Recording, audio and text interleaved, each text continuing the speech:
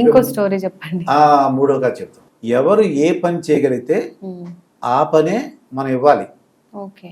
ఇది ఏంటంటే ఒక రాజుగారికి ఒక్కొక్కరికి ఒక వాళ్ళకి ఇంట్రెస్ట్ ఉంటుందమ్మా. దాన్ని మీరు తెలియని సామాన్యులు ఏమంటే పిచ్చి ఒకడొక గార్డెన్ అంటే ఇష్టం ఉంటుంది. ఒక రాజుగా అంటే భవన ప్యాలెస్ అంటే చాలా ఇష్టం. ఎక్కడికక్కడ ప్యాలెస్ ఉండాలి, ఏ ఊరికి ప్యాలెస్లు ఉండాలి. ఒక్కొక్కడికి ఒక రాజుకి ఒకళ్ళు ఇష్టం ఉంటుంది. ఒకళ్ళకి రాజు ప్రతిరోజు సమస్యలు వినాలి, ప్రజల సమస్యలు తీర్చాలి. ఆ రాజుకి అది ఇష్టం. ఒక్కొక్కడికి ఒక ఇంట్రెస్ట్. ఒక్కొక్కడికి ఏంటంటే ఎప్పుడు మీటింగ్లు పెట్టి అది చేయండి ఇది చేయండి అని చెప్తుంటాడు ఒక రాజుకి. ఒక్కొక్కరికి కొన్ని వింత వింత కోరికలు కూడా ఉంటాయి.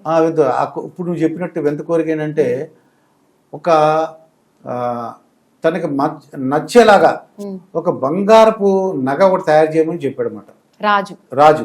నేను చెప్పను అది, కానీ నా మనసుకు చూడగానే నాకు నచ్చాలి. అది చూడగానే ఆ బంగారపు ఆభరణం లేదంటే నగ చూసినంటే నాకు చాలా ఆనందం కలగాలని చెప్పాడు. రాజ్యంలో ప్రకటించాడు అన్నమాట.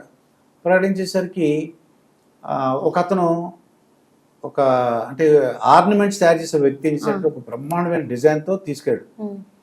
అందరికి ఏంటంటే వడ్డానాలు గొలుసులు ఏవి వేసేసుకుంటారు, కానీ వీడు తన టాలెంట్ ఉపయోగించి డిఫరెంట్గా తయారు చేశాడు ఆ యొక్క ఆర్నమెంట్.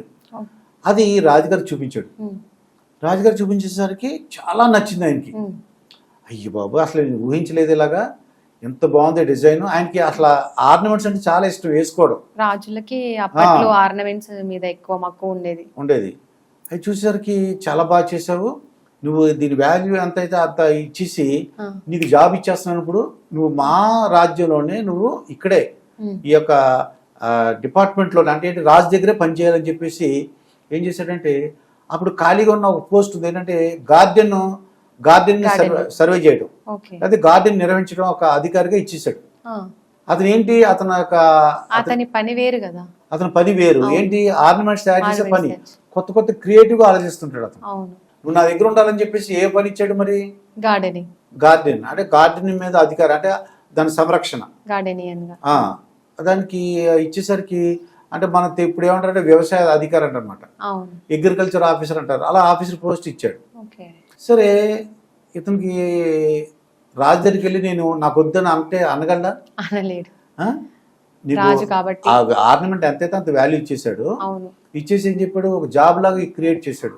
నువ్వు నాకు అనవసరం, నువ్వు ఇక్కడ ఉండాలి, ఇగో నువ్వు అగ్రికల్చర్ ఆఫీసర్వి అంటే నువ్వు ఈ ప్రతి రాజ్యానికి ఒక వనం ఉంటుంది, ఆ వన సంరక్షణ నువ్వు చేయాలి అని చెప్పి పెట్టేశాడు.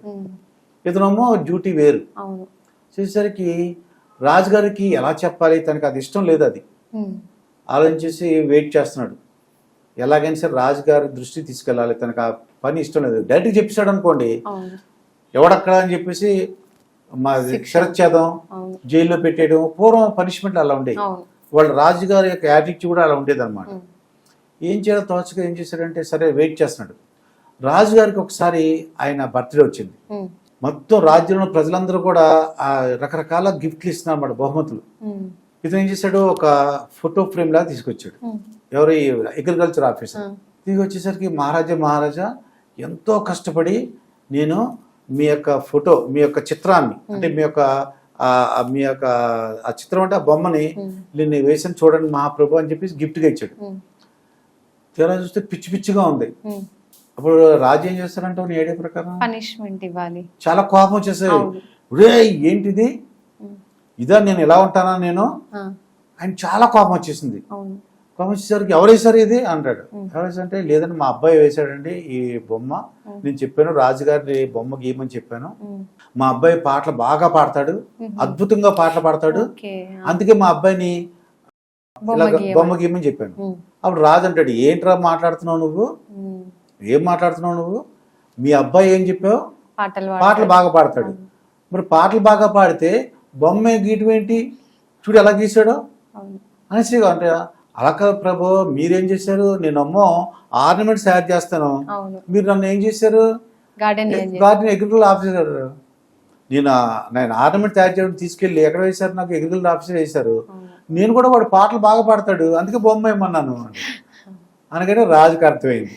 ఓహో ఇది తనకి గుండెపాఠం చెప్పడానికి, తన విషయం చెప్పడానికి అర్థమైందని చెప్పేసి శభాష్ అని చెప్పి మెచ్చుకొని నువ్వు నాకు నచ్చేవరా బాబు, నీకు ఏం కావాలని అడిగితే అప్పుడు తనకు కావాల్సిన పని చెప్పాలి. అలా కదండి, నన్ను వదిలేయండి, నేను నా క్రియేటివ్ వర్క్ నేను చేసుకుంటా, నేను జాబ్ కావాలన్నప్పుడు మీ దగ్గరకు వస్తాను, అప్పుడు ఇద్దరు. కానీ ఇటువంటి నగల తయారీ డిఫరెంట్గా తయారు చేసే ఆలోచనతో ఉన్నాను నేను, మీరు తీసుకొచ్చి బలవంతంగా ఇక్కడ పెట్టారు అని చెప్తాను అనమాట.